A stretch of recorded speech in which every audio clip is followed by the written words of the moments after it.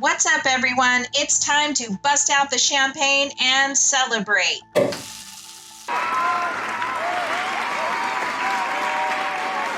In this episode, we're celebrating our first anniversary with my number one powder coater, husband, and co-host of the Powder Coater podcast, Ross Scott. But that's not all. We've got a giveaway, special announcements, and updates, and we'll also hear from Ross on how he built his shop from the ground up. Learn how and why you'll want to make your next oven an electric one. Find out what supplies he used for his ovens, spray booths, and blasting room. We've got it all, and we'll review what we've learned over the years as well as the mistakes we've made. Get ready to level up your powder coater game.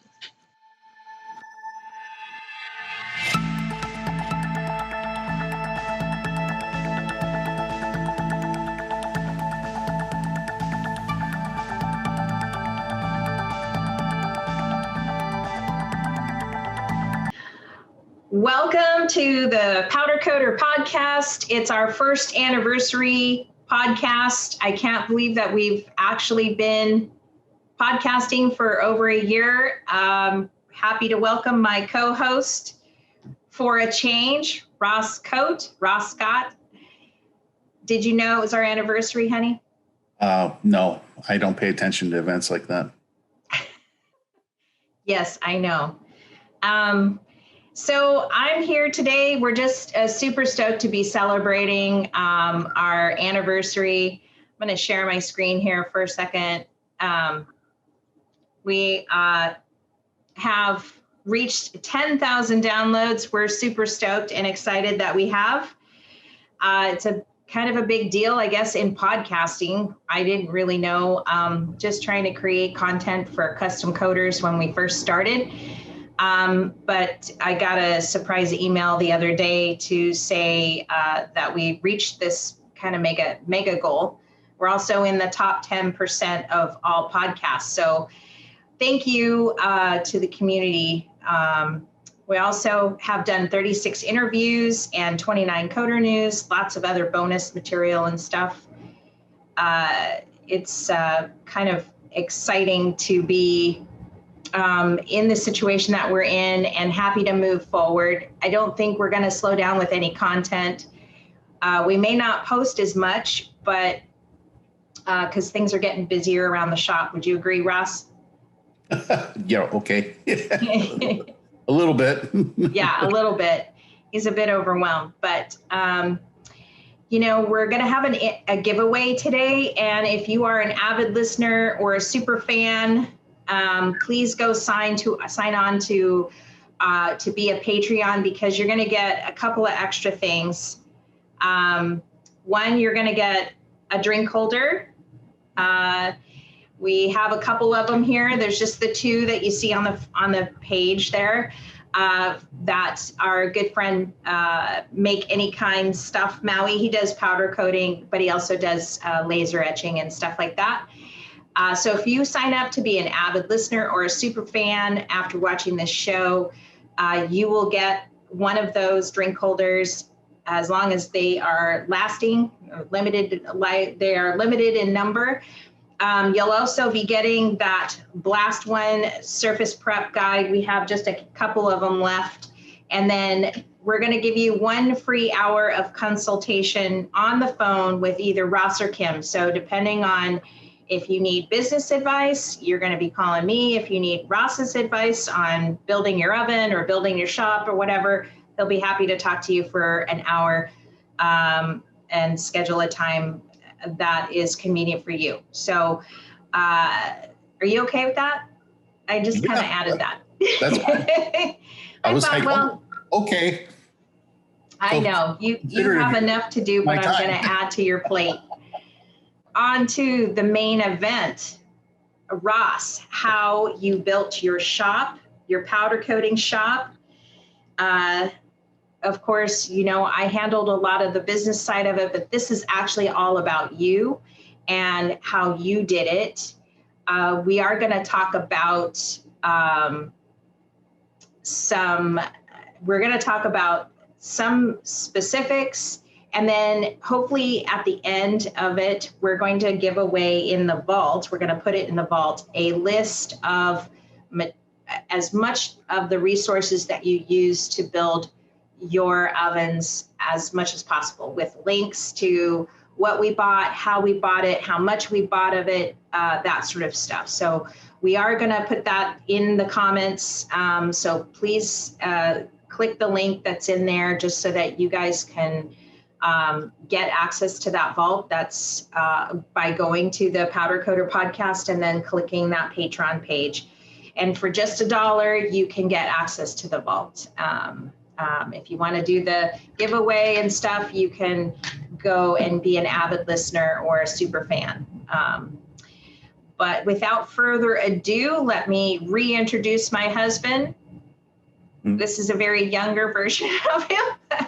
Oh my goodness. I know. Look at that. You look like a 40-year-old. You look like a robot. I don't know. Like, yeah, you are emotional in some of this stuff, but I think you were just really proud. So basically, you realize that it takes more than just, there's more than one iteration as you're building and growing your shop, right? Yes. And, you learn what works good and what does not work. And that's what happens, So, yeah. Yeah. We tried modifications throughout the builds. Right. And, you got to have 3 key components when you do stuff like this. And it's called blood, sweat, and tears. And once you get through that, then you can get to building your stuff. So just be prepared. There's a little bit of sweat equity you're going to have to put into this. It's not easy, but anybody can do it. Like we said in the first podcast, when I spoke to Ted over the phone, he's like, you can build a box or a wall, you can build an oven. So you can take that even further. If you can do that, you can also build your booth, your powder coating, and your sandblast room, and on and on and on. So if you know how to frame a wall, you can build all these things. It's just a matter of getting the materials to build them and then building it.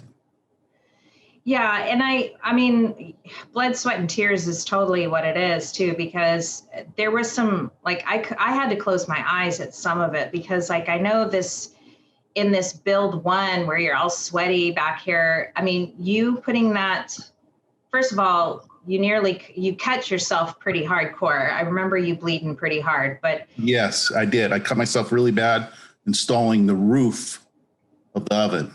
Yeah. Because that was the last thing I put up, was the roof. Actually, the door was the last thing, and it's always the last thing. But the roof is the last major component. And I built it in a whole 10-foot section. So, 10 feet by 4 feet of 2x4s with fiberglass insulation inside weighs a lot. And I was doing it by myself, which was silly. And the edges of the metal are very sharp. So I cut myself pretty badly, yes. Yeah, and so we kind of laughed it off and said, ah, ha, ha, ha, she just wants your blood. Yes, we did. And sometimes you kind of have to think about that too. Like these are, I guess, machines, simple machines, but yes, they do give you something. They help you make something so that you can make a living. And it's always best to kind of think of it as, I don't know how many people love their ovens. I can tell you that we certainly do respect the metal around here, Well, it's your tooling for your business, and you have to understand that if you're making your own tooling for your business, you're going to save a lot of money and you're going to get a lot of enjoyment out of it.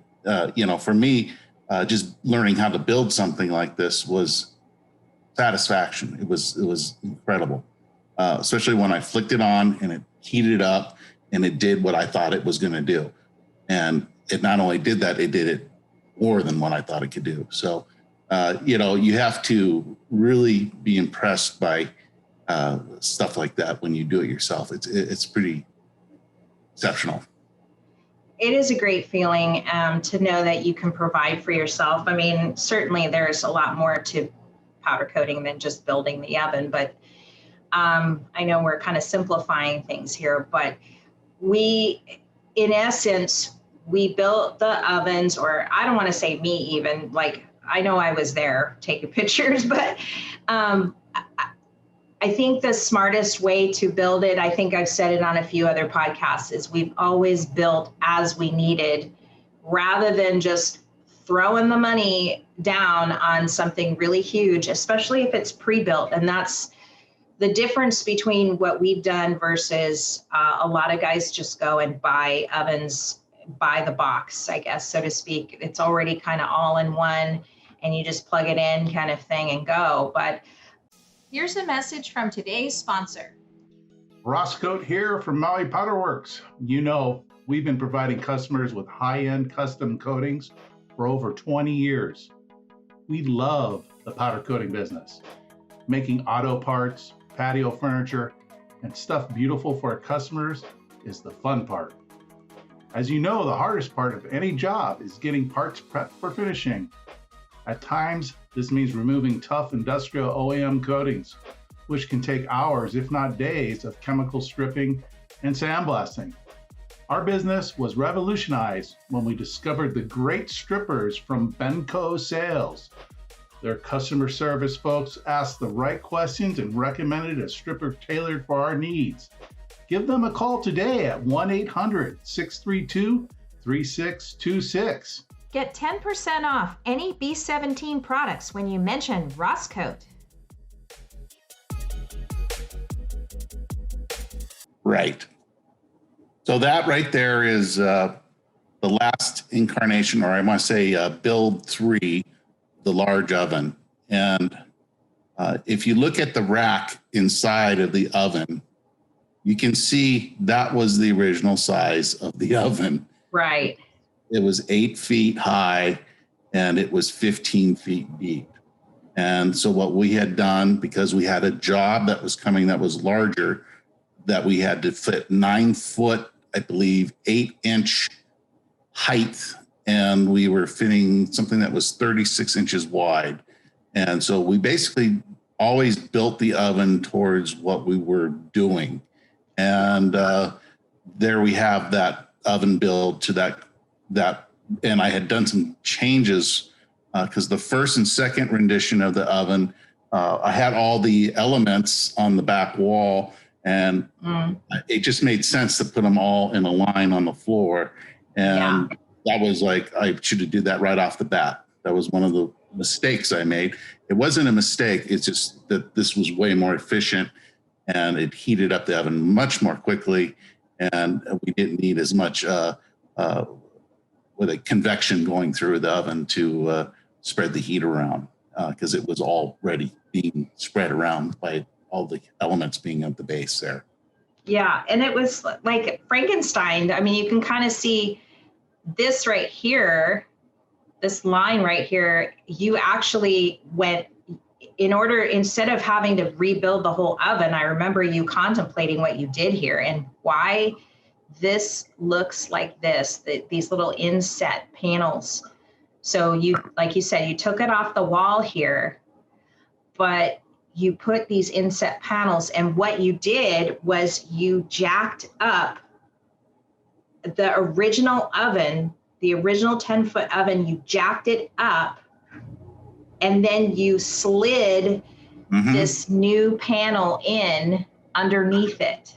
We actually had a hoist on the back of the rear of the oven that went to where you can see the chevrons on the railing there. Yeah. The metal beams there. We actually attached a hoist to it, and we actually we screwed 2x4s onto the outside of the oven to attach that to, and we lifted up the back of the oven, and we had our friend come down with his forklift, and he lifted the front of the oven, and we lifted it completely up 3 feet up, and then we threw those pieces down in there, and then we caulked it and then set it down, and then we screwed it down. And there it was, all done. Yeah. Because you didn't want to go back to what you did in the first iteration, which was cut yourself really bad by putting a new top on or the roof on. Oh, no, it wasn't even about that. It was just about saving money. Oh, okay. I didn't want to order new sheet metal to rebuild it. So, yeah. And maybe that's what we should start talking about is well, before we talk about that, we should talk about power requirements, because a lot of people want to build their ovens and I've had some people call me and they go, oh, how'd you build your oven this big? And what's, can I just hook that up? What kind of power? And I'm like, whoa. Okay. First of all, you need to know what you're going to be powder coating. And then you need to know, well, okay, if I'm coating this thing, or let's say a railing or a gate, it's going to be how long and, how high. If you don't have to go 10 feet, don't go 10 feet. Go 8 feet, because the more cubic feet are inside the oven, that's more heating and more power requirements. So run an oven just like this that you see in the picture, which is pretty much like our new oven right now. Actually, the new oven's a foot wider. Here's the new oven here. Yes. So you can actually see the old rack. Right. Yeah, it's got a lot of room in there now. So the other one was really tight. And it's and look how much cleaner the new oven looks compared to the old oven, And I built this one completely different than all the other builds, but I still used the same concept. I kept the elements on the floor, but instead of putting them inside the sub panels, I actually just have them right there so you can disconnect it. Yeah. Real simply, if we have to move again, you just disconnect it and off you go. So I made this one much more user-friendly as far as being able to take it apart if I have to move again, because the other was basically destroyed in the move. So. And the other one had, the other old one had elements on the back there, and sometimes we were always kind of it was getting tight there when you had a really large job. You were worried about hitting the back with Yeah.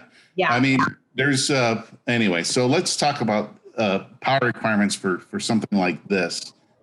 This oven is 10 feet high and it's 20 feet 1 inch long. So I made it purposely 1 inch longer so I could fit 20-foot pieces in there with no issue.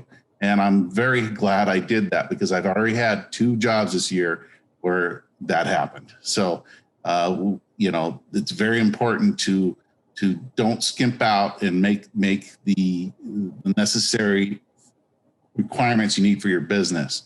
Now, to run this oven, you need 200 amps of power. And that's a lot of power.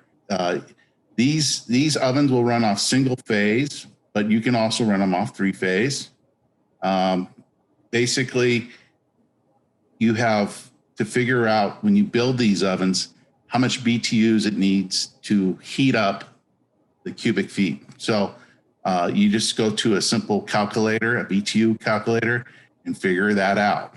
So, this one here? Yes. Yeah, this is simpler, huh? 12 feet. There we go. Yeah, that's the one you want to use.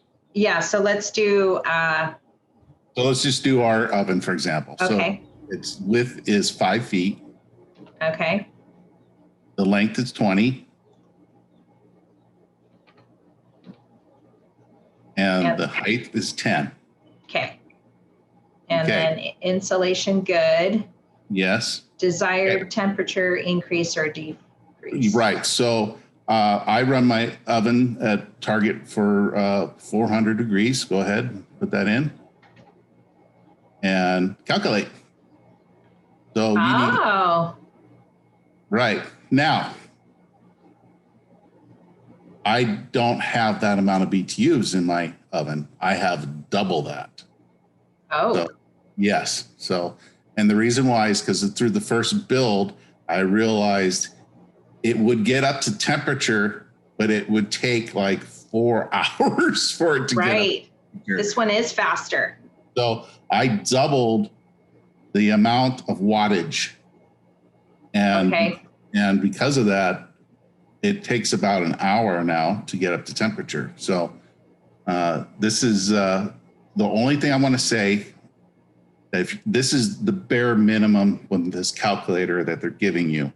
So you can make an oven that big with that amount of BTUs, but it's going to take 4 hours for it to get up temperature. And if you're that just takes all day. So, I like to come in at 7 o'clock in the morning, throw the oven on, and by 8 o'clock, we're ready to roll. So that said, through the builds I've done, I've realized I had to up the wattage. So right. I have, trying to remember how many elements are in there. I can go count them really quick. I got 8 and 9. I have 12. There's 12 in there. Mm-hmm. So there's 6 on each side. Each one of those elements are 3,000 watts. Okay. And we're going to put in there where we bought them from. Okay. And you said that there's some elements that are better than others, the W ones, right? There's a lot of different elements out there. I've had good luck with the Westinghouse ones, and there's I can't remember the other one we ordered, but they're cheap and they're easy to replace. Yeah. Let's just say that. So if you have an issue down the road, you can change them out. But I try to keep them all the same in the oven. I don't. So if you have to replace one, you can just one off it, but it's probably a better idea to replace them all if you're going to do that, to keep the power all in line.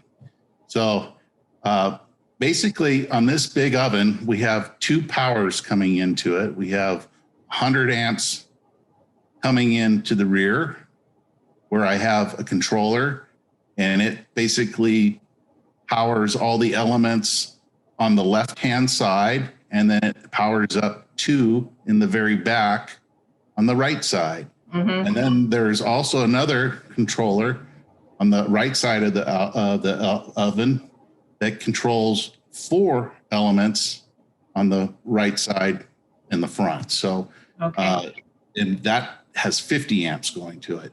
So this is a 150 amp oven, and we have 200 amps at our shop. So I still have another 50 amps of headroom for basically running the booth and the compressor, which is not a lot. So no, we're running out. Yeah. Ideally I would like to have 400 amps for my shop. Ideally I'd like to have 600 amps because, we're not talking about sandblasting and all that stuff too, because right.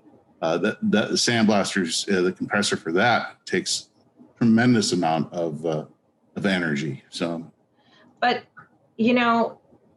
okay, so this is back then. This is our first oven. Yeah, that's the little oven, and boy, man, this thing, I don't know how old this thing is. It's so old, but it's I can pick that up. I can stand inside there and pick it up with my hands and walk it around. And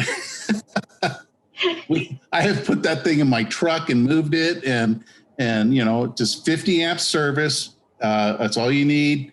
Like I said, you can run single phase, 3-phase. It has 4 burners in there, and boom, that thing. What is it? 7? Is it 7? 7 feet high.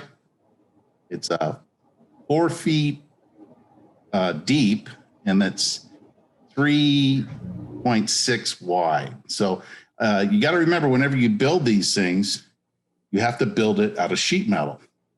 And sheet metal comes in basically one size, 4 by 10 feet. And of course, the gauge is very important. And you want to get the right gauge. This is the first one I built, and I believe I built this out of 18 gauge. And it's very heavy. It doesn't flex much. And this actually was built with fiberglass insulation, and it's all original. I have just replaced the PID controller like 3 times on this. And the PID controller, you can see, is on the box there. It's that little square. This thing. Yeah. And those are about $40. So, always have extra. Always have. If you're only running one, have extra. Exactly. So this is good. You can see the power throw switch on the underside of that. Right and here. Yeah. down, keep going down, This down, one. down. Oh, down. this. Yeah. Yeah. So that's a disconnect, and it's very important that you have those for code reasons. Mm-hmm. And that way you can disconnect it, and then I even go one step further. At the end of the day, I just go to the breaker and turn it off. So, well, you're mentioning like a really good, and let me just flash to today, okay? Because there's the same oven now. I don't know. Let's see. We built that in 2010. No, yeah, 2010. Before that. Before that, yes. Yeah, this was the first oven, and I mean, it is something to consider, especially when you are moving, where you're growing really fast and you need to move into a new, because there's a lot of coders that are getting new places right now just because they're ready. We're kind of going through this next generation of garage coders that are now transitioning into a new commercial space, or has been in a small commercial space and now moving into a much larger space. And it's something to think about when you're building an oven, that you can build something to move it, right? To build something that's easier to move than maybe something that's bigger and too big to move, or where when you're limited with friends, you're limited with equipment, and you need to do this yourself. So this definitely has saved us many times. And you'll see later on in the podcast, we talk about our spray booth, how certain pieces of equipment have literally made our business. Yes, definitely. Yeah, this is oh yeah. So this is just pictures of like electric panels we were searching forever. So of course, anytime I saw a new place up on Craigslist to go look at, I would take pictures of the panel, and then Ross would go, nope, it doesn't work, not enough. You want to make sure you have enough spaces for your basically your throw switches in there. And you can't tell this from the electrical panel, but if you pull the actual panel itself off from where the breakers are, you can see if you have single phase or three phase, and it's real simple. Single phase has one wire coming down, and three phase has three wires coming down, and it's red, black, and blue. So for three phase, and single phase will just be black wire. So very important to know, because most larger equipment like compressors are all three phase. Most of the motors for doing for the booths are three phase. So you have to know what kind of phase your power is. I mean, if you're at home and you're doing this out of the garage, that's all single phase. So you're going to be stuck with like the Husky compressor and, stuff like that. So, but you can run a little oven out of your garage, like the one I built. And in fact, I actually ran when we were shut down with the COVID there, and we were in between. I did run the little oven out of our garage. So you have the amount of power available for it, and then you can hook it up. So anyways, that said, so yeah. Yeah. Okay. And we still, just real quick, literally like we do most of our jobs out of this oven, a lot of times. I prefer actually working with the little oven because for rims and stuff, because it's more detailed oriented work doing with the rims. And it's like, it allows you to kind of slow your roll a little bit and basically say, okay, let's just do one rim at a time and really concentrate on perfection of the powder coating job, then instead of like turn and burn, where with larger commercial jobs, we'll turn and burn with the bigger. Right. Now, that's a good point, especially when most guys just want to shove all four rims in at a time on their rack, and then all four of them, I think that maybe you might have defined something that makes you a little different than, I don't know, maybe some other coders out there where they're just trying to shove them all in there. When you're taking your time a little bit more one-on-one with each rim, then, you're going to have less failure, I guess. I don't know.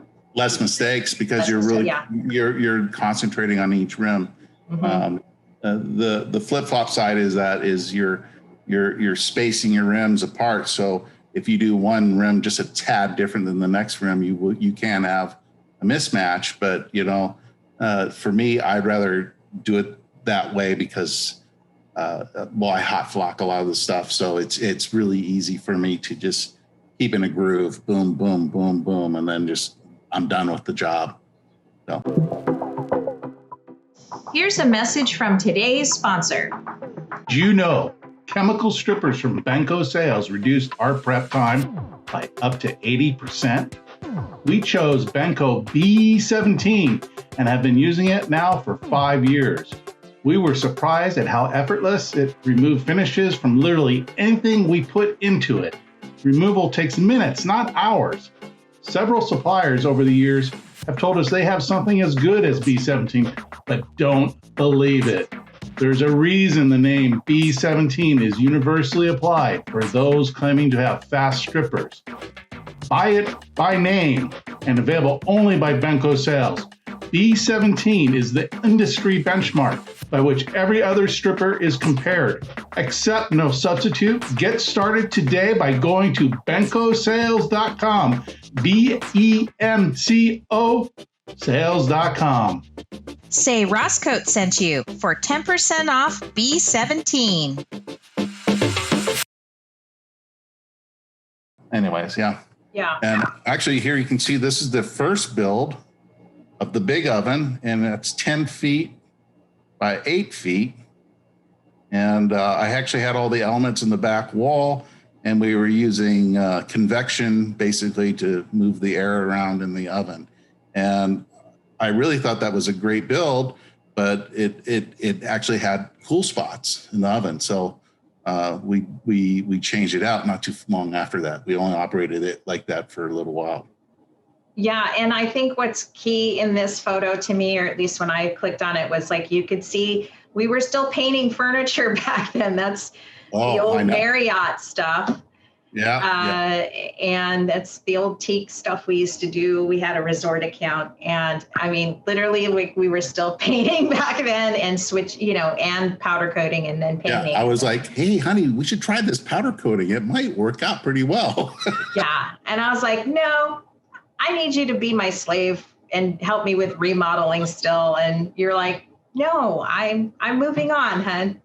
It just hadn't clicked in my head yet that you were getting ready to move on.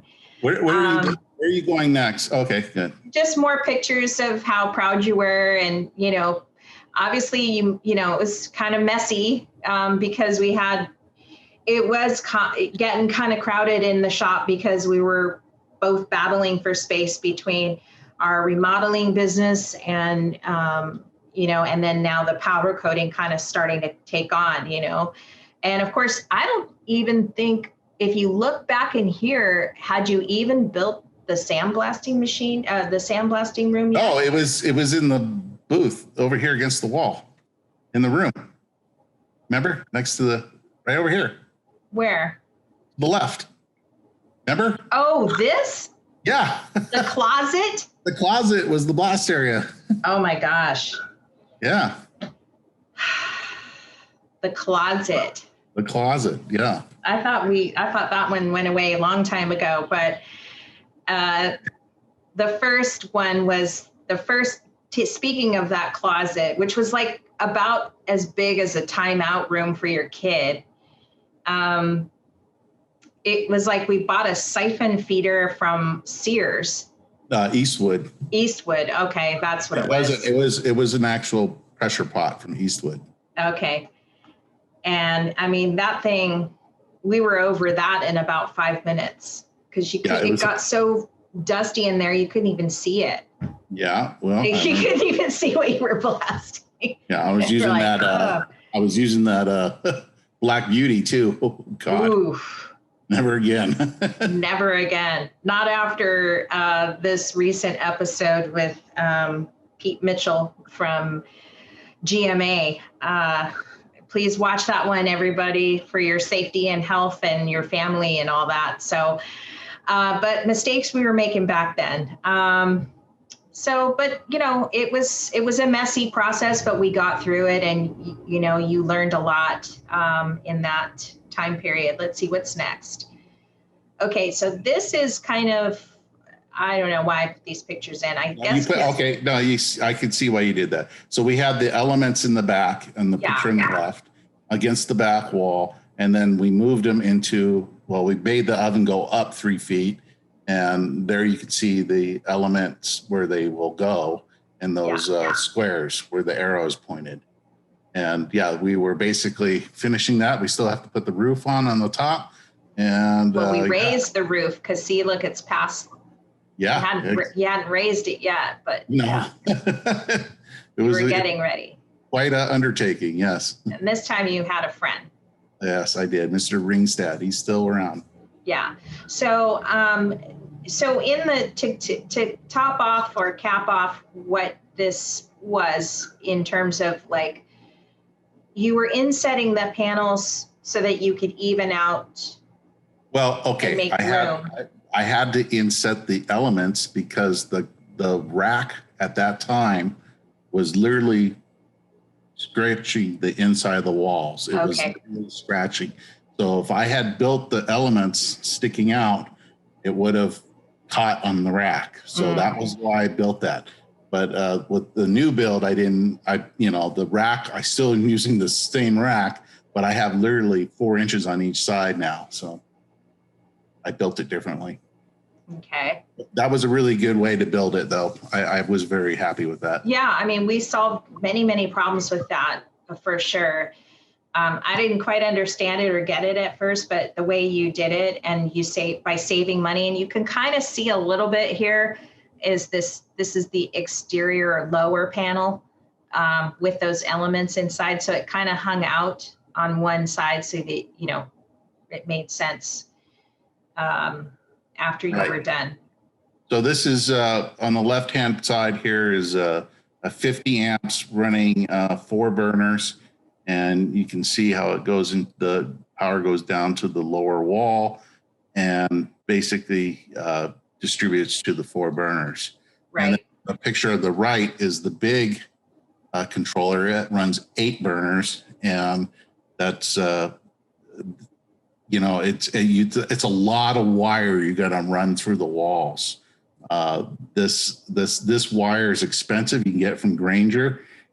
You want to get the 16 gauge, and it's a heat sensitive wire. It's rated up to, I don't have those specs with me right now, but if I remember offhand, I think it's, I want to say it's like 800 degrees. So obviously that sounds about right. We don't go that high. So, but it's a heat sensitive wire. And in the original build, I actually put it through the walls. Mm-hmm. But the new build, I didn't do that. I made it so I can disconnect it if I had to. So, because, we don't know if we're going to have to move again. And so, I said, well, I don't want to make this difficult if I have to do that again. Yeah. So, this wire doesn't fail easily. I don't think we've ever had to replace it. No, we ran this oven from 2012 to 2019 nonstop. Yeah. And no failures. I did replace the PID on this right one, and I did replace I did replace a burner on this oven. I did, yes. I remember that now. Right. Wow. Yeah. I think the only advice I have on that one in terms of ordering is make sure because you have to run so much wire in the oven, you want to make sure you order enough and almost quite a bit over. It comes in spools of 250 yards, if I can remember correctly, and for 2 spools, and I had literally only 20 yards left over from of the 2 spools. So you will soak up all that wire real easily running in and around. It's amazing. So make sure when you order at least 2 spools of the Granger 16 gauge heat wire. Yeah. You're talking like if you do a 20-foot oven. A 20-foot oven, yeah. And if you're just building a little 4x4x6 or 7, one spool will get you, and you'll have leftover, no problem. Okay, here's the second build. So this one's kind of interesting for me because you can see this powder coating job that we did, that we were kind of halfway through, I think. No, I don't think we had started yet, because those lengths were yes, 7. but the first two were end pieces, and they were only 10 feet, but the next ones were 16 and 17 feet. And right. I'll let me stop sharing my screen so I can share with you like how big the project was, because I think at that point that was like literally going to be the biggest job we'd ever had.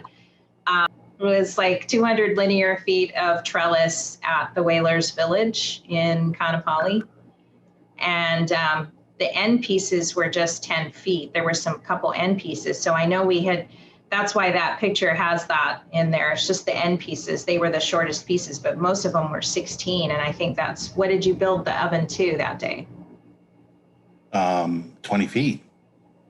Okay, so I thought you had done a 15-footer or something in there. Yeah, we went from 10 feet to 15 feet to 20 feet, and then we went up. Mm-hmm. So what was nominal about, or anything you want to talk about on this build, that you just basically got rid of that convection thing? Well, this is basically, we're getting ready. We went up with the oven. I know that. No, yeah. Because I know some of those pieces were 9 feet high. So that's why we went up. But yeah, we did the smaller pieces that you see there.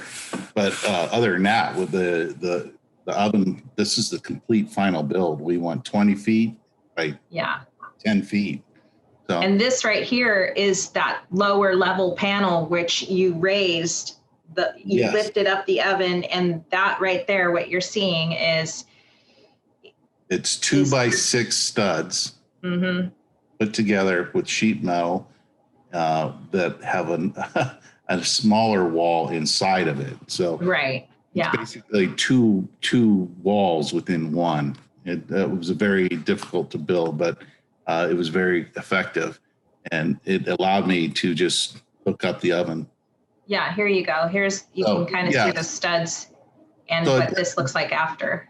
Yeah, generally with any build you do, it's just going to be metal studs, and those right there, that's a typical 2x4x8 stud, metal stud. And you just basically, like you're going to build a wall, you put those 16 inches apart and down the length of your build, and there's a couple ways you can put the sheet metal on. You can go lengthwise or horizontally, but I prefer, it doesn't really matter, but sometimes it depends on how you're building your oven. So you have to take these things in consideration when you're building it. And obviously, if it's 4 by 10 feet, the sheet metal, and you build your oven 5 feet wide, that means you have to build smaller sections for your roof to cover the space. Because if the reason I built it originally by 4 by 10 is because I could just put one piece of 4 by 10 top on top of it and set it in place. And, that worked good, but it was a big piece. It was heavy. I needed 3 people to put it up there, and I cut my fingers pretty bad on that. So, anyways. And this wood is just for support. You didn't keep it in there. You're just supporting it while you were in. Yeah, we were using that for support because there was, it was basically freestanding, and we used a large beam on the top to actually have the forklift to lift it up. And the other ones are just keeping the walls tied together. You can see on the inside there. So. Right. I guess, and did you say how thick the sheet metal should be? I recommend, it just depends on the thicker, the better. But obviously cost has a lot to do this. And I think the the thinnest you want to go is 20 gauge. But what you want to do ideally is be 16 or 18 gauge. Once you go over 20 gauge, it takes 2 people to handle it. It's heavy. Yeah. And that's stuff you have to keep in mind. If you're by yourself, go with the 20 gauge. It's easier to handle. Also, you're going to need some sort of shears to cut the metal. If you have to do, if you're making a 6-foot oven, you have to be able to cut the metal. So there's a couple ways you can do that. You can get some nibblers and nibble it across, do a shock line and do that. If you don't, what I did is I actually used skill saw and I just put a metal blade in it and just chalk the line and cut it. It makes, it's quick, it's fast. Just make sure you wear gloves and safety goggles. Always. Yes. Yeah, I think this was just sort of towards the end here. We hadn't raised the ceiling, but then once we were done with that, well, this is sort of mid-build, but this was after. Like, it was just huge. Like, after it was done, we realized we were in awe at how big it was. Well, we were putting big pieces in there. Yeah. Nowadays, so let's, because I know you've kind of done a little bit of different stuff in terms of the batting or the insulation. So let's talk about that. Definitely. Well, on all these previous incarnations, I was using just typical fiberglass bat, like Owens, Corning, fiberglass bat, the pink stuff. It's basically rated up to, I think, 700 or 800 degrees. So you can use that. It's cheap. It's easy to put in there. But man, it's itchy. It's like wearing fiberglass underwear. It's insane. You got to wear gloves and a face mask when you're installing that stuff in. So that stuff is cut just like a normal 16-inch width. So that's why you have to build your walls like a normal wall for a house, because the batting will all fit in those. Right. Good point. On the new oven, I switched. I went from fiberglass insulation bat to what they call rock wool, and rock wool is rated for, I believe, 2,000 degrees, and it's way more dense. It holds heat way better. It is more expensive, but it is definitely worth the price because our new oven gets up to temperature real quick and it holds the heat. I'm totally impressed with the rock wool. So build your stuff out of that. It's real stuff. It's made out of sheep. I'm not sure what it's made out of. I don't know. You're not sure? Yeah, I wouldn't say it. They just call it rock. It looked like sheep. It looks like does. It's some sort of mineral wool. Mineral wool. Maybe that's I'm okay. not sure exactly what it is, but it's really good stuff. It's easy to cut. It is itchy. It's not as itchy as the fiberglass, but it is still itchy. And good stuff, though.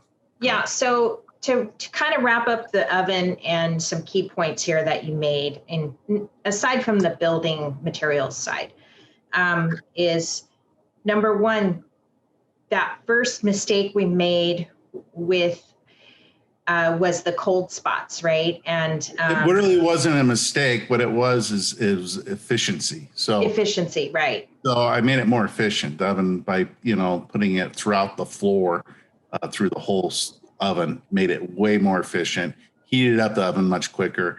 Heat rises, obviously. So there you go. And it, if you don't, the less air you got blowing around in your oven, the better off your stuff is going to look. So, right. Electric, once it gets going, it is very stable.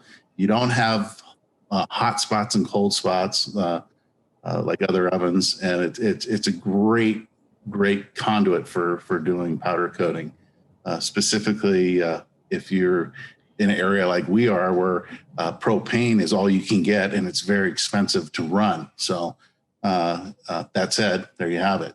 So maybe we should just kind of go over everything you need to build an oven. And I guess, you have like the main controller. You can order that online. You can go through TC Electric and get that. And We'll also put the links up for that. You can get the elements there from them too, or you can go to Amazon and get the elements. So basically, you know, the controllers are set up to run 4, 6, or 8. And then it's just a matter of you figuring out how big you want to build your oven. Obviously, if you go 20 feet by 10 feet wide by 10 feet tall, that is going to need an incredible amount of energy.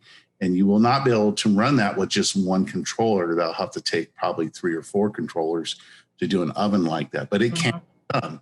And you got to think about how you're going to lay out all your elements. You might want to probably double stack them if you're going to build something like that. I've had no need to build an oven that wide. 5 feet width has been just fine because most of the stuff we do is railings and gates and stuff like that. So it's we're going for more of the linear than the horizontal width. So you need door latches. You need door seal. Door seal. I always forget the name of that. Yeah. Yeah. And and what I did on the most recent build, which I think is critical, is I bought like a couple cases of silicone. Silicone rubber is rated up to 400 degrees, no problem. And you can get the high temp silicone, just like what we use for our silicone plugs to plug everything. You can get high temp silicone rubber in the caulk. And basically every sheet that I put up on the oven, I put a thin layer of silicone where it's being attached to the studs. So when you screw that in, it just sucks right up to it and it sticks, and you have zero air gap there. It's no air is getting out through that area there. Yeah, and if your floor is uneven too.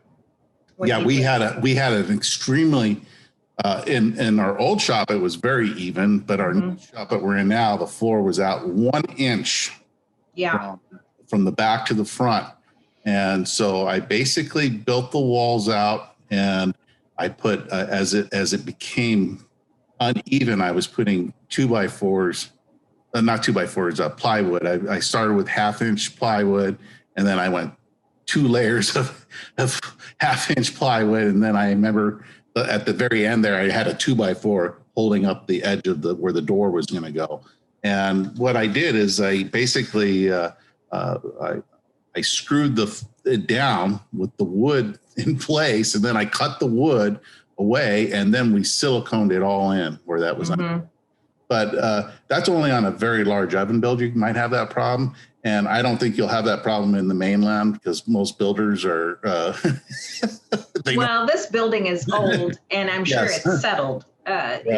It's just built bad. It could have been just built like that, but yeah, and I guess what we have learned from electric oven point of view, because I know a lot of guys have the propane and the nat gas, is we actually, aside from the fact that we have to pay more for gas, we actually learned how to efficiently build our electric oven.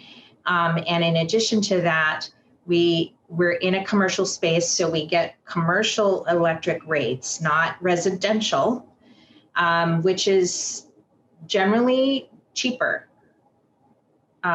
for businesses. Now, at least that is here in Hawaii. I don't know if it's the case on the mainland. Might be a little different there, but I want to show you our electric bill more as we've gotten busier in these last months, now that that our state is becoming more open and more busier.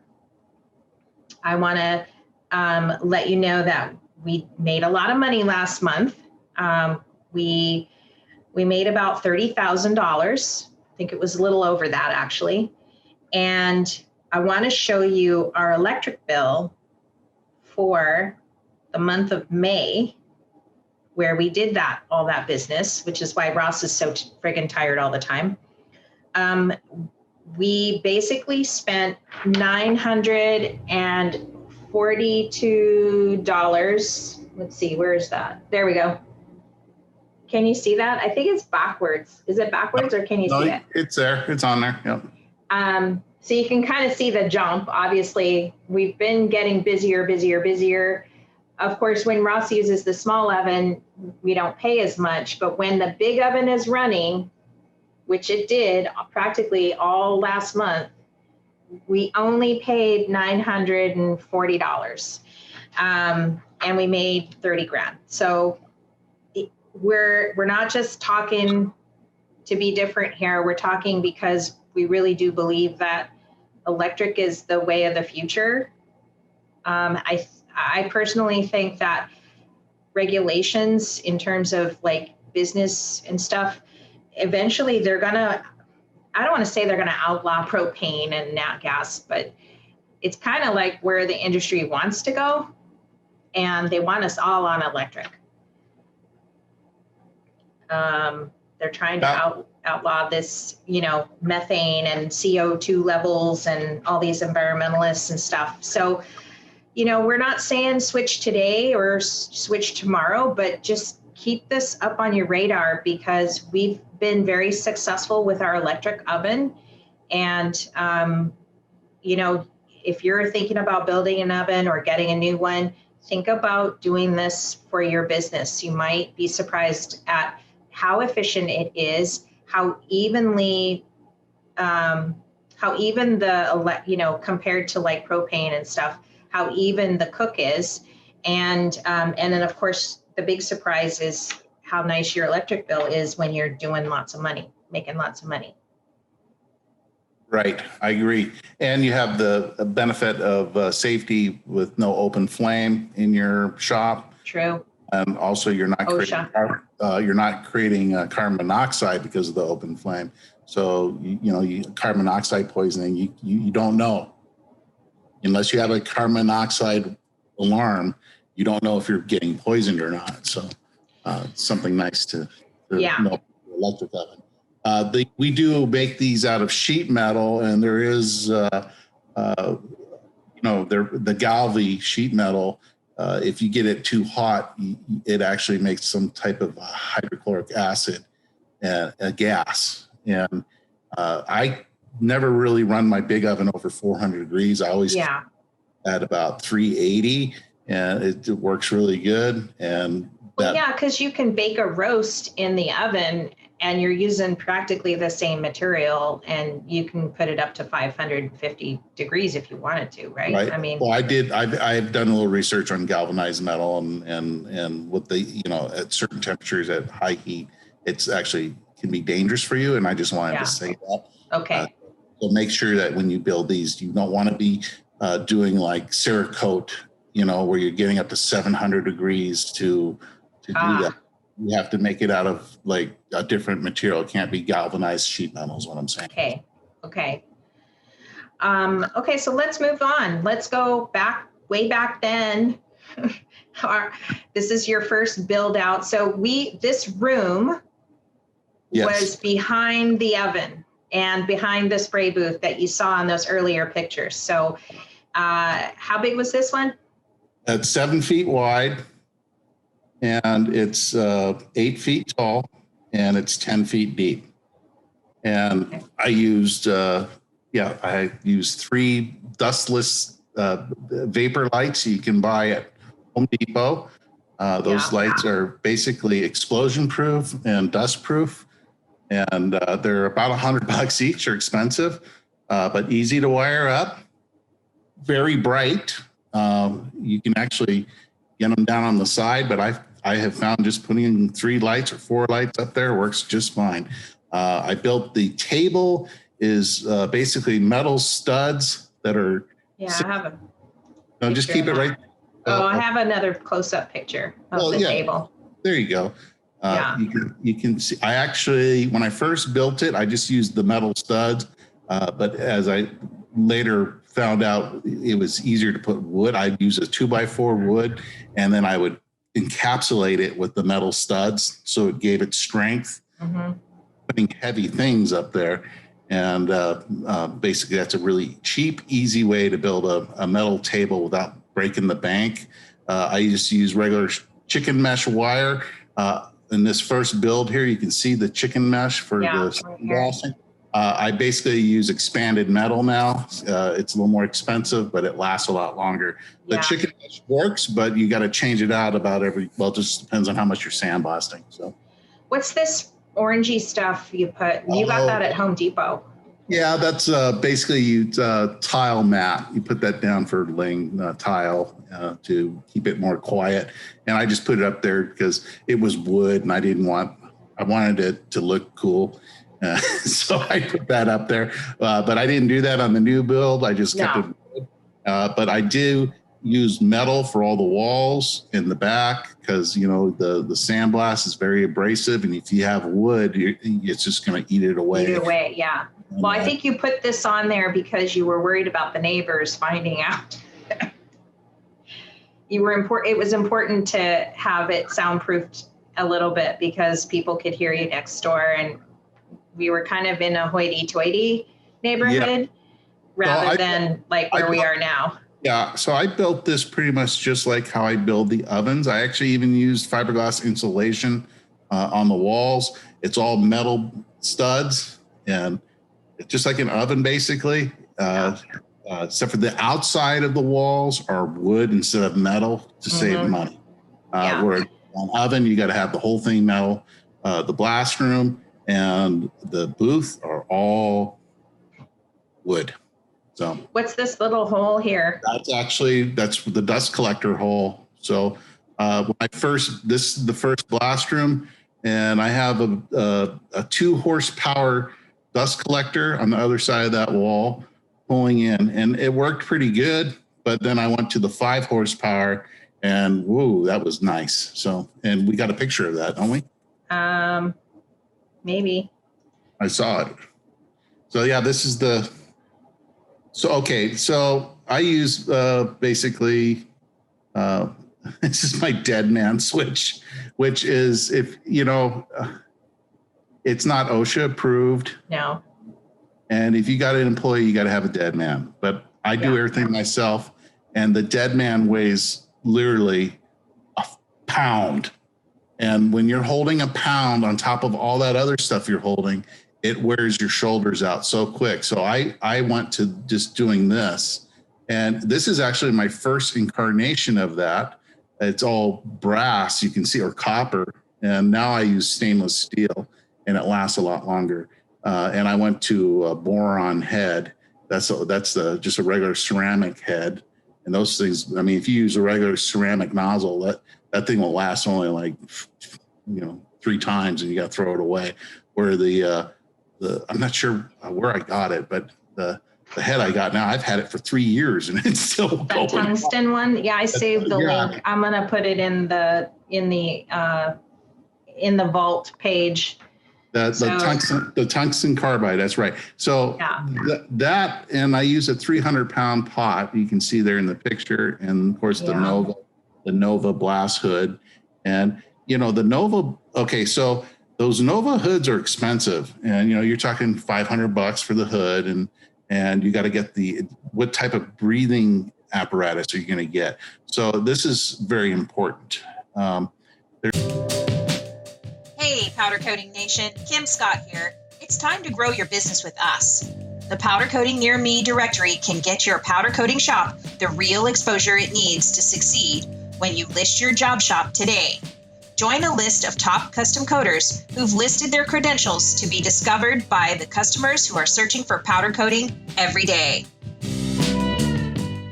Head over to powdercoatingnearme.com, click Add a Coating Shop, and start creating your very own page for free.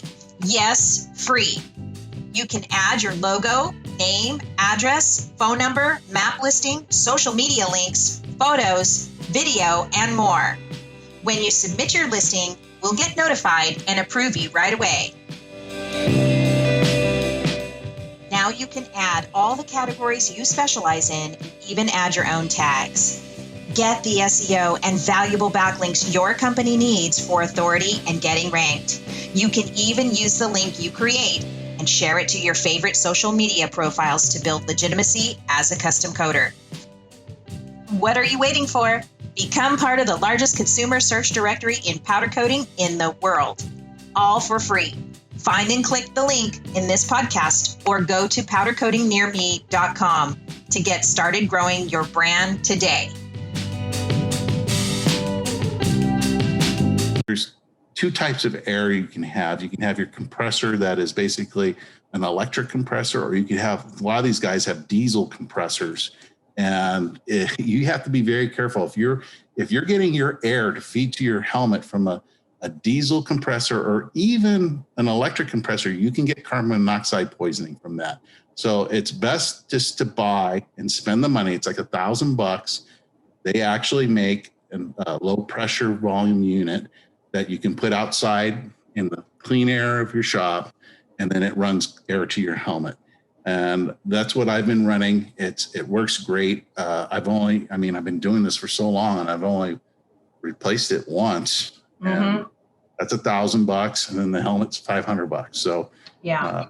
And I don't buy the gloves that they sell. Those leather gloves just don't work for beans. I go and get rubber coated gloves for my hands, and those work great. They last forever, and you don't burn through them like the leather. So I recommend that. That's cool. Yeah, we'll put that in the vault as well. It's going to be probably a PDF or something that you can download, and we'll keep adding to it. This is pretty much still the setup I use. It's a 5/32 nozzle. Well, let me see. I think I have an updated picture here. Okay, what's that? That's the 5 horsepower. So I went from the 2 horsepower to the 5 horsepower dust collector, and we put in so the dust comes in from, and it goes into that bucket where the square is, and then it goes to the dust collector. Second, filter. Yeah, the second one, and that works really good. You can go. So this works good for the amount of, you have to figure out how much space you have by cubic feet, and then what type of pressure you're running your blast nozzle, and then you have to figure out the air and how to clear it out. And this is actually right on the money for the size of the room we had. But I know right now I'm actually a little undersized. We need to be up to about 10 horsepower. So because I expanded the blast room. That's our next. And that's our next big thing. This is what it looks like today. This is our today thing. And we actually, just so you know, we actually recycled when we built. We realized we were gonna try to save the old oven and rebuild it when we built this place, this new place. But I think you kind of realized, nah, I'm over it. And so we took the walls from the old oven, and we actually repurposed them to build our powder coating. I mean, our sandblasting booth. Yeah. Do you have a picture of the outside of it? I don't, but you know what? I can add one really quick. It's just like, everything I've been saying, it's pretty simple to build. I forgot to say this earlier on the oven build, but you use sheet metal screws, self-tapping sheet metal screws. Okay. And we need to show pictures of what I use. It's real simple. You don't have to drill any holes. You just put dots where you want to put the thing. You set the drill right up to it, and you're in. So that's how we build all this stuff, is with sheet metal screws. Right. And so the outside of this building is, well, first of all, the outside of the building is of this room is just all wood. Plywood. Yeah. Right. And this was a lot easier to build because obviously it's 8 by 10 by 20. So yeah, I think the only thing I don't like about it is the window is too small. But you use this visqueen, so I can't see you anyways. So you actually built, why is this visqueen here? Well, because the dust collector is designed for basically a room that's half the size of it. Okay. So that's why I have it there, to kind of keep so that it doesn't get too crazy. So, but as you know, I've been using when I have a large railing that I got to do, I just move the visqueen and blast away. I need to upgrade. and have a more powerful dust collector. Yeah, and that's our next. We're getting ready for that. We're definitely it's the one thing I've learned on this podcast is how important your blast setup is. It's almost more important than your spray booth and your oven. I hate to say it definitely is. You wanna be healthy. You don't want spend the money, buy the nice blast helmet. The Nova helmets are awesome. You don't get any material inside you. Buy a nice suit. I do one more step. Even though I'm wearing this nice suit, I'll put tape around my gloves and my hands and my feet just to keep the stuff from coming into the suit. And I bring a spare set of clothes with me when I'm done. Because it's dusty stuff, and you have to. Gets in there. Your health is more important than anything. So. Yeah, and I want to talk about that for a second, because I did talk about it on this previous episode, episode 36 with Pete Mitchell, and we kind of talked about beryllium, but I want our listeners to hear from the horse's mouth what it feels like to not feel good. If you're coming out of the blast room and all of a sudden you feel like you're achy and like a cold is coming on, you're sick. You just got some type of beryllium poisoning or something. That's what it feels like. It's like, oh, I don't feel so good, and you get achy and joints hurt. It's like you're coming down with the flu. You're coughing. I had when we first used the Black Beauty, I got super sick. I remember I was down for like 3 days, and so you don't want to use that. And I just stay with Garnet. Garnet works really good. I'm very happy with it. It cuts everything from rusted surfaces to stuff that's been painted. Now, obviously, if you got something that's totally powder coated, I don't think there's anything that can cut through that. I mean, I've used a lot of stuff, and I have not come up upon a product that can cut through powder coat. And we just strip it. We strip it. That's just the way it is. If somebody brings me a big beam that needs to be stripped, I strip it and then I sandblast it. But if you're going to go there and sandblast something powder coated, it'll take you days to get it done. Well, you don't want to be in there longer than you have to. No, and that's another thing. It's even with all the proper equipment, you only want to be in there probably 2 to 4 hours at the most. Yeah. And stripping sucks. I mean, it's smelly and it's nasty, makes your stomach churn. Yeah. So So anyways, just have that proper ventilation. The build of this is real simple, and it's the same thing. You want to just make it airtight.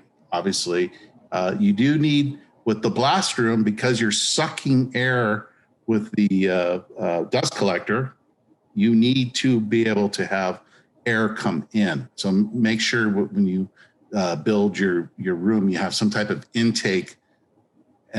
Like, for example, you can see in the picture on the left at the very back of the wall. Yeah, that's the air basically getting sucked from the dust collector. Yeah. I made this with basically 4-inch PVC piping that goes to the dust collector. And you saw the other picture of the dust collector, so you can kind of. Here's a tiny little. I think this is maxed out, but you can kind of see the bottom of it right here. Now, on the old build, I had 2 holes in the roof at the entrance of the booth. But on this build, the door actually has a 1-inch gap at the bottom, so it allows the air in. So. Okay. And full disclosure, here is a big stack of 10X that we had just gotten. So when this picture was taken, we were trying out the 10X product, which we still have. And we use occasionally. It's not our go-to, but I think everybody kind of knows that now after episode 36. But anyways, it's just kind of ironic. We're talking about blasting and beryllium and safety and your blast setup and everything. And here's a big stack of it, of 10X. So just pointing it out in case anybody wants to call me out. All right. I love this. This is the money maker because we've owned this thing since 2004. We got it December of 2004. we used it all through our, it cost us $5,000, and the reason why it's twice as much as what it costs online today, the price hasn't really changed that much, but it took just as much money to ship it as it did to buy it. So it's $5,000. We had to build it ourselves. It's an open face. This is what you call an open face spray booth. And that big long tube is what we used to connect to. There was a vent up at the top. And of course, when we were spraying liquid paints, we needed that because the vapors needed to escape and stuff. We still use it today in its modified version, but this thing, I counted it up one time, and this thing has made us over, I want to say almost over $2 million in the last, almost 20 years? Oh, it's more than that. More than that. More than that. It's more than that. But we have made so much money. But anyways, I think you kind of get, was there anything you wanted to say on this one? Okay, yeah, so it's an open face industrial booth. It has a 3 horsepower motor on it that needs 3-phase power. You need 20 amps to run that. And I basically took this and converted it into a real powder coating booth. Now, this worked fine for doing small parts, because you can actually go inside the booth and it sucks the powder up. But when you're doing a big railing and you're 16 feet long or 20 feet long, you're powder coating outside of that booth area and it's just going everywhere. Right. And here's the picture of what he's talking about. So yeah, I built this, and here we go with the explosion-proof, dust-proof lights. And it's just basically all electric galvy piping for the electrical. That's the original booth in the back. Yeah, it's all that's left of it, really. And I did make this all out of 10-foot 2x4s and the metal studs, that is. And it's all wood. But what I did is I went to Home Depot, like I always do, and they had this lining, this white plastic lining. This is for garage doors, for the inside of a garage door. And it's plastic. You can wash it down. It's beautiful. It's easy to work with. And I just used the self-tapping metal screws and just screwed it right in, hold it up. It was kind of a pain in the ass to do the ceiling, but, you can build it. I mean, that looks... I don't know. Those things are expensive.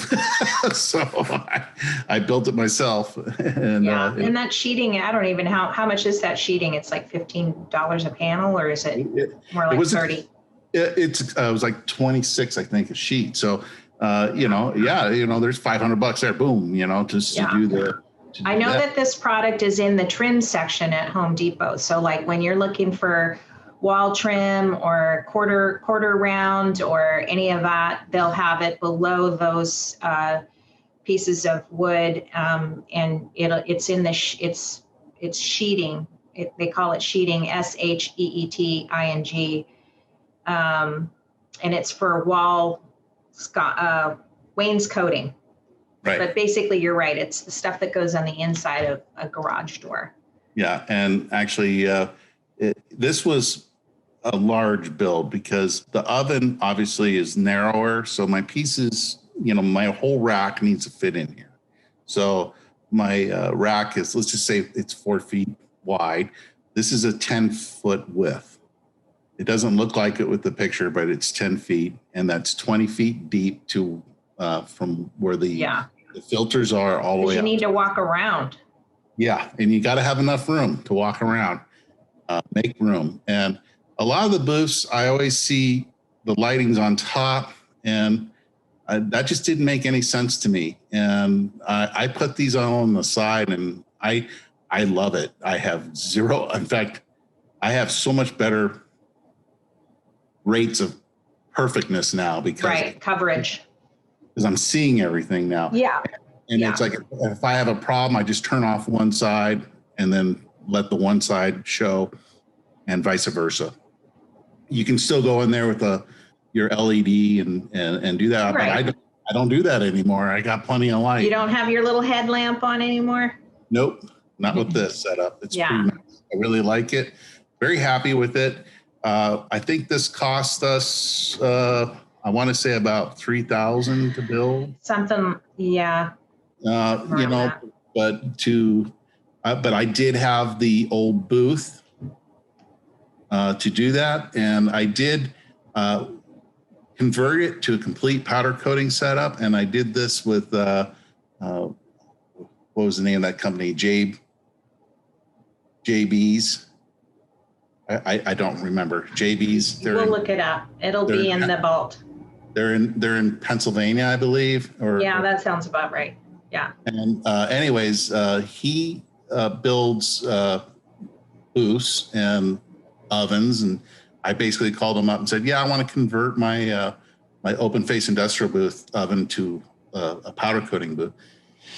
Excuse me. And basically, we got rid of all the plume that goes through to the ceiling, and we got one of these box setups, and of course the new filters. And boy, this thing works great. I love it. There's our shop is so clean now compared to the way it used to be, and it's just much easier to powder coat in this setup. So, and you can build these out to however big you want them or how small you want them, but you can see with the white, it makes it very bright in there. There is maintenance involved with cleaning, and other than that, you're good to go. Yeah. So do you remember how much you spent? I mean, you said 3,500, but I'm almost thinking it was like closer to $5,000, because with these lights. Yeah. Well, the lights are $100 each. And they were more than that. They were more than that. Yeah. Sure. So it adds up real quick, but you could probably order this booth, in the mainland for cheaper than building it. But because we have the shipping issue here in Hawaii, this makes total sense.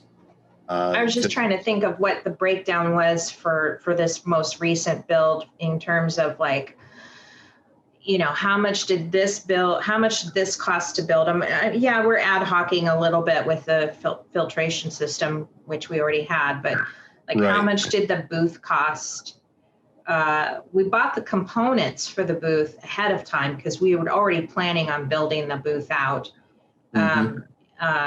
Anyways, on there, whenever, and we always carry extra of everything because chances are if something's going to go out, it's going to go out right in the middle of a large job, where you're just stuck getting it done. I think, do you remember how much you spent on the oven this time? Oh, the oven was definitely like $6 grand. Yeah, $6 grand, definitely. That's why I'm saying this is about $3, $5, $4 grand. Without the obviously the blower and the back wall there that you see with all the filtration. So, that's about right because so my small little office, which is about 150 square feet, cost $5,500 to build when it was all said and done with all the remodeling we did. We spent about $6 grand on the oven and about $5 grand on the new spray booth.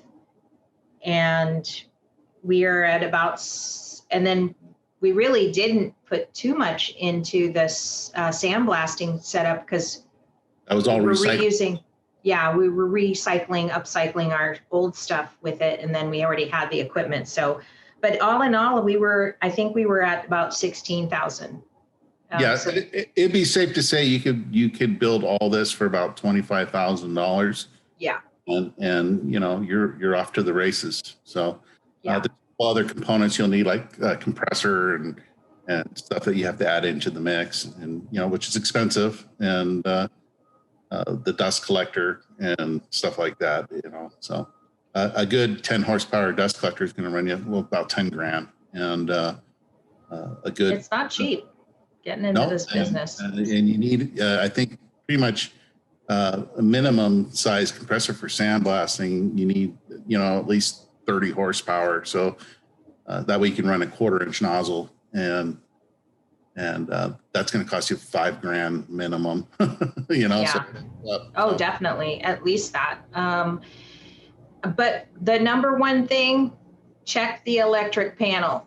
Yeah. Number one thing. If you guys are really thinking about getting into this business, you need minimum 200 amps. I mean, at a minimum. And that means you won't be able to operate your oven and sandblast at the same time. Unless you've got propane running, oven and a diesel fired, compressor. But if you're running all your stuff electrically, you need to have a lot of amperage. So, yeah, and we didn't talk about the compressor you used. Do you want to touch up on that? I mean, it's a Ingersoll Rand that we bought a long time. We got a good deal on it. Yeah, it's basically what I was getting at when we were talking about in the sandblast room. Currently, with that compressor, I can use a 5/32 nozzle, and that because the horsepower is a 10 horsepower Ingersoll Rand. It puts out 44 CFM. So you can use a 5/32 size nozzle on that. It works. It blasts. It does a great job. But I need to go bigger. Sandblasting it's better to have more power. So I do have a 30 horse compressor sitting and waiting in my shop, but I don't have enough power to hook it up. So this is a mistake that I've made. I'm like, oh wow. So I can run the compressor, but I can't run anything else. So it's kind of a bummer. So if you're getting your shop, you want to have these issues all ironed out and not have those kind of problems. So obviously I need more power, and we're looking at expanding. So hopefully I'll have that situation fixed or remedied here soon. So yeah, I mean, people hear the podcast, they know this thing is right behind me and it's going all the time, especially when you're blasting. Would you like to comment on abrasive media?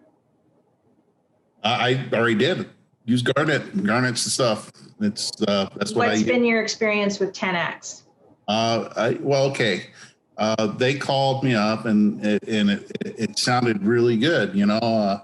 This stuff will burn through powder coat like you won't believe. And I was like, really? And I was like, okay.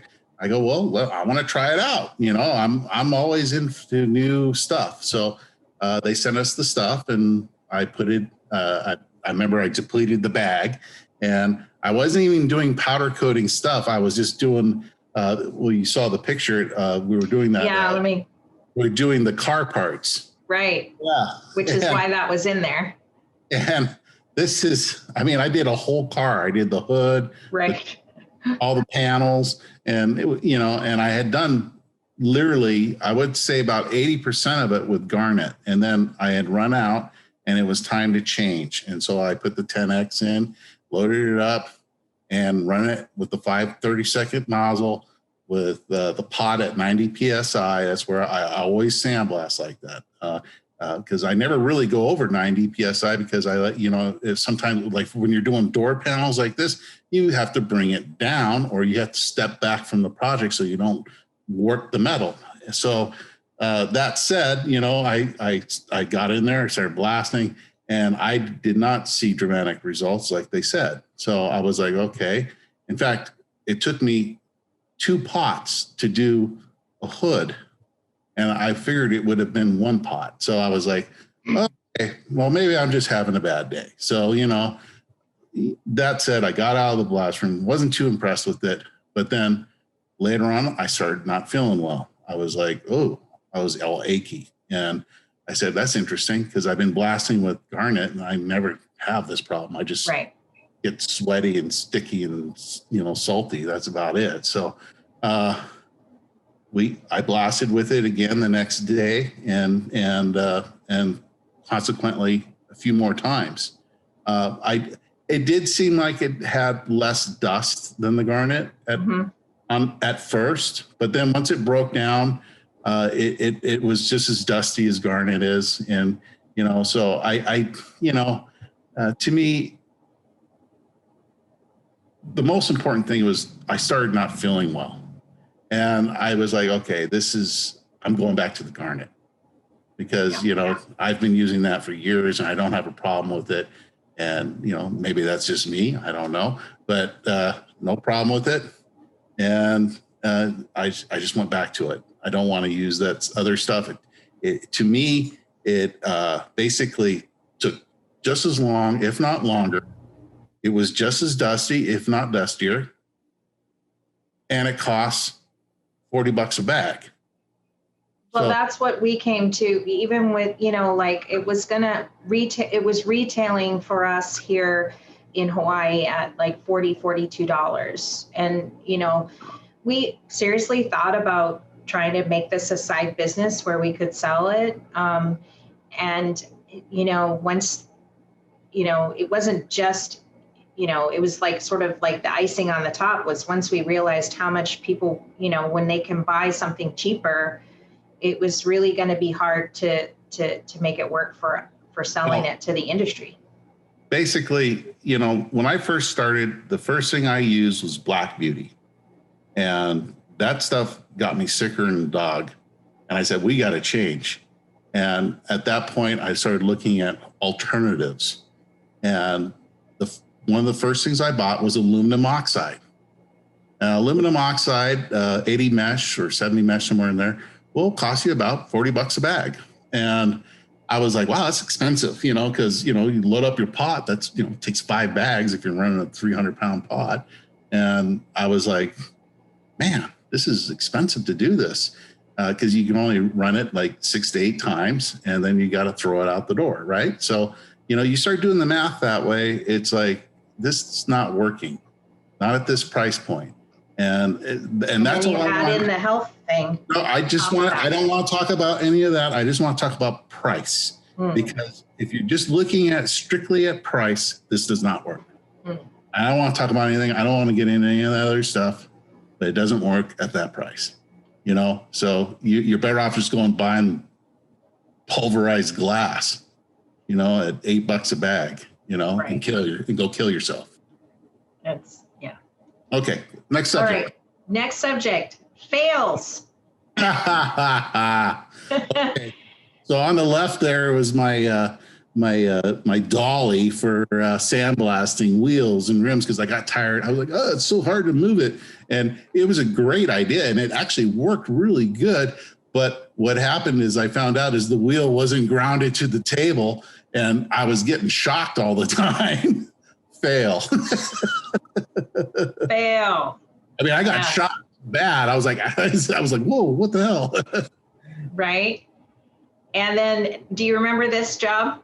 I don't really. You were telling me about it, and I kind of remember a little. It had foam, I guess, in this, and I remember. Oh yeah, because the door was kind of bent or something. You could peek in there, and it had foam, and so, but we ended up blasting it all, stripping it all first, and then blasting it, only to come to realize there was no way we were going to take the risk of putting it in the oven. That was a command decision for me. I wasn't sure because I know some of that closed cell foam, it can actually melt and become liquid at certain temperatures, and so I just didn't want to deal with the mess in my oven. It was the spray stuff, and it was sprayed in, and I just didn't want to deal with it. So I basically told the guy, go get this primed and painted because. Right. So we got it to a point where they could take it from there. Yeah, but, we helped them out, and I thought it was good advice. But that was would have been a nice job, but didn't work out. Exactly. Yeah, but I mean, it's just, if anything, it's just to kind of put perspective on everything, that not every job is perfect. I mean, this job, we were looking forward to this job. Look how beautiful these doors would have been, just all powder coated and nice. And you know, what's funny is the metal is thicker than normal, which should have led me to believe, why is it thicker than normal? And I should have looked at that and looked inside those holes there and go, oh, there's foam in there. But I didn't do that. I just said, I was just so happy to get the job. I was like, yeah, let's. I didn't look at that. So, I think the moral of the story is basically you want to look at your job completely before you take it. Make sure that you got a place to hang it from. Make sure the metal is sturdy enough that it doesn't flex around and do weird things. Oh, we just had that fail. I should probably put that one up. Yeah, exactly. So these are things you got to think about when you're doing these jobs, because they can come back and bite you or create problems in your workflow. Yeah, that was the first time that I actually saw the warpage on that really thin sheet metal. So we had some HVAC material come in bent. It was bent in, I guess they bent it that way. It's trim pieces in this condominium that they're remodeling. And it was just the heat. It was the heat. So it does happen. I mean, I don't know if anybody heard about it doing that, but it's just kinetic energy. And if you hit it hard and long enough, it's. Kinetic energy is with sandblasting. Yeah, that's what I mean. It was just the heat. Oh, the heat did it. Okay. I thought you bent it that way. Yeah. Bent the metal and it wouldn't reform back. Generally speaking, I've had that happen, but it reforms back. Like I've done like big signs that we've done with sheet metal, and it bends a little bit, but as soon as it comes out, it cools, it goes back into place. But this did not happen with the HVAC stuff that we were doing. So yes, that was something I was like, that was a fail that just recently happened. Yeah. One of the other stories is, remember when we had that pretty big jobber come in and they were doing that Chapango, remember, and they picked out this nasty metal that was sitting out. Old metal that was already basically, it looked like it was on the bottom of a boat that was all electrolyzed. I mean, to the point it was pitted beyond belief. And they were like, we want to use this sheet. This is the only sheet on the island. And I said, this is bad metal, guys. And, I sandblasted it clean, but it still didn't matter because the pitting was so bad that when we heated it up, where all those pitting, it just bent. Bubbled and bent, and bubbled. Oh, yeah, that's right. And then on top of it, the designer picked an interior powder, which never in Hawaii do you pick an interior powder.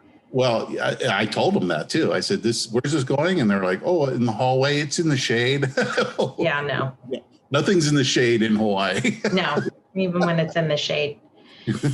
Yeah. Well, that about wraps it up. I mean, if you guys have a situation where you want to talk to Ross, again, go back to become a patron and you'll get 1 free hour. This is just a limited time only. If you sign up to be an avid listener, we're going to give you a 1 hour free talk on the phone, chat with Ross if you've got any booth problems, powder coat problems. I just want to basically reiterate here that if you have just general building skills, or you know how to use a drill, and you know how to use a level, and you can build an oven. You can do that. You can do it yourself. But if you don't have those basic skills, don't try it. It's a headache. It'll be a headache. But get some help. You can get some help. Yeah, you can actually, if you got a friend that knows how to build a wall, get them in there, and it's real simple. We'll put all the links for you to buy all the stuff. It's stuff you can get right off the shelf.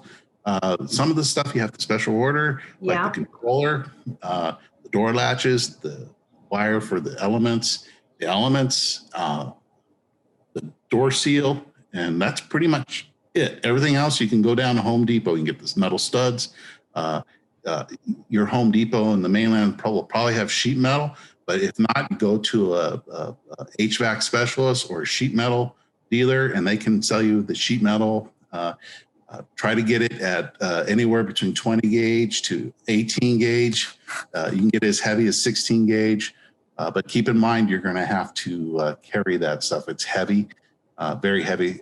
For doing like a 4x4x6 oven, that's 11 sheets you'll need to do that, and 4 elements and 1 controller and 50 amps of power at your shop to do that. And you're off to the races. You can have that literally built, you and a friend in a 30-pack, and you can have that sucker built in a weekend. 30-pack. That's how I built mine. It was funny. I didn't see any of the cans in the pictures. I was like, where'd all the cans go? I know. Where did they go? I don't know. I don't know, but I needed earmuffs with all the noise that it created and the worrying about you building it and cutting your finger or doing this and that. You know, it is dangerous work. Just you have to be go slow. You have to be careful. The sheet metal is very sharp. You're obviously going to use tools to cut, and unless you're building at 20 feet, and then you don't have to do any cutting at all because all the sheet metal is 10 by 20. Right. Yeah. So actually, there was a little bit of cutting for the roof because I did a 5-foot width. Right, so I made the roof, and that's another thing I didn't talk about is the roof. There's 2 ways you can set the roof in. You can set it inside the walls, or you can put it on top of the walls. Mm-hmm. And when I first built both, all the ovens that I've built where the roof was inside the walls, but on this new one, I built it on top. I laid it down, and it was really easy because we just had a forklift come in and just set everything down on top. And basically we used silicone and then we'd screwed it down and then put the top piece of sheet metal down on top of that to seal it after we put the rock wool bat in. Yeah, that thing, that's crazy. I mean, I think I was a little skeptical at first because we'd always used that other stuff, the fiberglass stuff. And I'm like, why are you changing this? I'm not sure this is, and you're right. It's twice as fast as that other oven that we had. It's twice as fast, and it holds the heat. And I mean, I used to really have to push it to get it up to 400 degrees, but now it gets up there, boom, no problem. And which is always kind of the pitfall for why people don't want electric, right? Is because propane can get like that in 15 minutes. But it is, and it's quick. And I'm not going to lie, propane and natural gas is quicker getting up to temp. And I'm just, these are factors that I had to deal with being in Hawaii. And, I did actually modify the small oven for a time that was half electric and half propane. I put a couple of propane burners in there just to see how much it would cost to run it. And that's right. You did that. It blew me away how, it was like, oh my God. It makes the job go a little faster. It got the oven up to temperature quicker. But once the metal is heated, the electric is just as fast. So that's what propane's really cool for, is that initial getting it up to temperature. So, when I have a big job and I know I need to go in early, and I just go in and the first thing I do, I walk through the door, I turn on the oven, boom. And then it's like, have a cup of coffee, Yeah. Hang stuff. Check out the news feeds and, then hang stuff. Right. Exactly. Right. So, prep it and stuff, probably people don't know this. I'd be surprised if they did, but, our state is doing this. I forgot the name of the initiative, but basically we're one of the most, I don't know how to say it. It's just like our goal is by 2045, or is it 2035? We're going to be like 0 point, basically, like electric only. Yeah. And it's part of this liberal agenda with the Agenda 21, basically the Green New Deal. And if they keep continuing, they basically have said in their white letters that basically anything that's gas is going to be outlawed. So that's a scary thing for voters, because everybody runs gas, and basically going to be solar and nuclear is what they're saying. Well, yeah. So basically, if you go completely with a PV system on your roof, Yeah. and you really go, like if you're in Vegas or Arizona where the sun is great, you can put, just as long as you have the amperage in at your building, you can put a solar array on the roof and have almost 0 point cost to run your business. So yeah, besides something we've always wanted to do here for sure. And I think that that's the reason why, we've taken this anniversary issue to kind of sit down and talk to you about it, because I see that it's coming. We just did a trends, episode 35 was trends and stuff. And we kind of touched on that a little bit. We didn't go too deep with it, but in a sense, that is where the world's going, is electric powered for everything. You can just Google it. And that's another advantage to having an electric oven versus propane. Yeah, it is. And it's just one of those things, nobody really makes them. So, Yeah. they're small manufacturers, but there's nothing big out there. So it's pretty simple to do. You can build it. There's no rocket science involved. It's just a matter of having the amount of amperage, and you're building a box that holds heat, and, just build it out of good quality materials, and it'll last a lifetime and give you lots of money running through your doors. Yeah. Well, I hope you get to be on the podcast more often, but I don't know, with the long list on the wall of all the jobs you have to do, I'm happy that you got to come on the anniversary issue for sure. Get you in here as much as possible, because you have so much to share. And if you want to, talk to Ross or whatever, just sign up for the Patreon thing, and we'll give you an hour. That's part of the giveaway. And, if you need something more than that, we'll make ourselves available. Just email us at info@mauipowderworks.com. And you can speak to us kind of more on a consulting basis if you need something more than that.